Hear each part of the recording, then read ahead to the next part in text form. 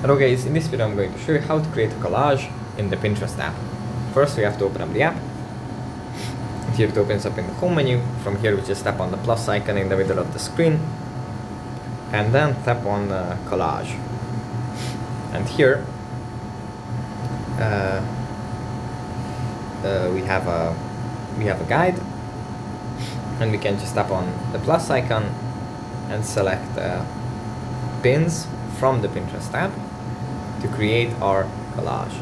So for example, if we want to create a collage with vintage cars, we can just add this car here and then add another car, this Porsche for example here.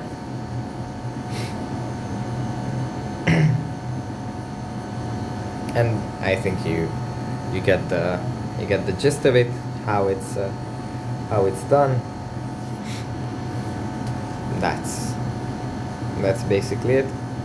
And then you just tap on this arrow, and your collage is almost done.